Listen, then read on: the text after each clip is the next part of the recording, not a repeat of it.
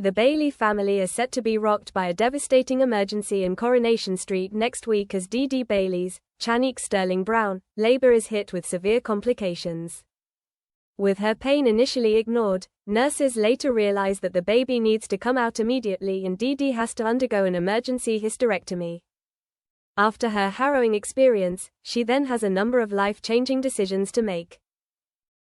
Elsewhere, Debbie Webster's, Sue Devaney, health also takes a worrying turn for the worse while a familiar face spells bad news for Jenny Connor, Sally Ann Matthews. Monday, March 31st. At the hospital, Dee Dee reassures Lauren that Frankie's stem cell transplant will be a success, but as she does, she's overcome by pain. Dee Dee describes her pain to the midwife who tells her to go home and rest. Back at the flat, Dee Dee's waters break. In the maternity unit, Dee Dee sits racked in pain whilst Ed tries to find someone. When a passing midwife makes an inappropriate remark, Ed and Alia are shocked. A doctor takes Dee Dee's blood pressure and confirms she's suffering from preeclampsia and the baby needs to come out straight away. Still smarting from their row, Daisy tells Daniel that Jenny's gone too far this time. Christina arrives at the Rovers and Daisy feigns surprise. As Christina makes her presence felt at the Rovers, Daisy tells Jenny that she's not sure she can ever forgive her for the awful things she said. Debbie orders Kevin to get some rest while she looks after Alfie, but suddenly the peace is shattered by blaring music from Mick's house. Ronnie calls to find Alfie alone in the living room. Spotting the back door open, Ronnie heads out. He's horrified to find Debbie lying in the ginnel, dazed and confused.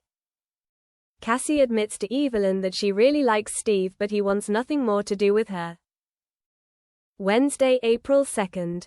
The family are finally allowed to see Dee Dee, but she appears upset when James says he would like to call the baby Layla. With the boys gone, Ed is shocked when Dee Dee tells him she has had to have an emergency hysterectomy and won't be able to have children. Ed implores her to think very carefully about whether she is able to give up her baby. When James finds out, he knows this could change everything.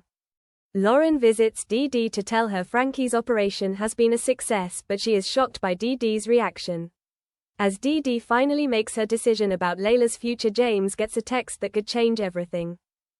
Gemma and Chesney's friendship with Mick and Lou grows as the new couple offer Gemma their old TV and the use of their roof box for their trip away with the kids, but Mick continues to goad Ronnie, who warns Gemma and Chesney to watch their backs as Mick isn't all he seems.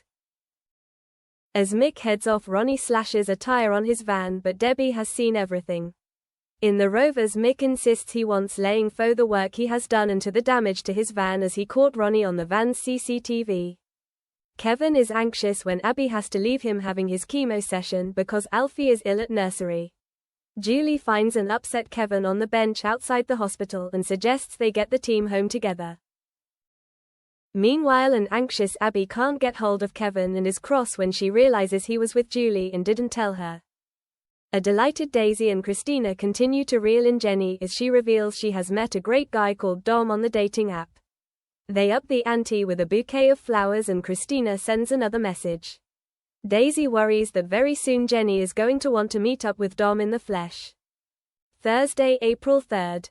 Discovering that Jack got into trouble for fighting at school, Kevin bans him from attending the end-of-term party.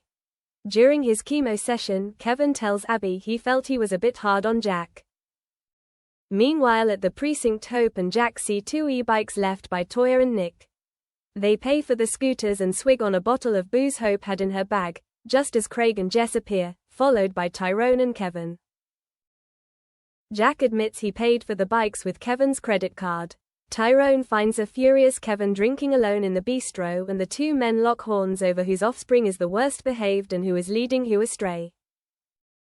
As Dee Dee readies to leave the hospital, a worried Ed arrives carrying Layla in her car seat.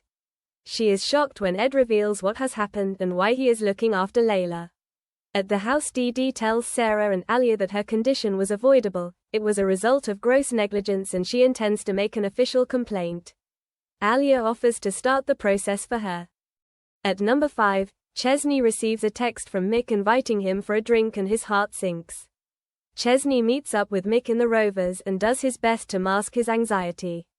Later, As Gemma and Chesney settle down in front of the TV, they're interrupted by the arrival of Mick and Lou armed with beers and snacks.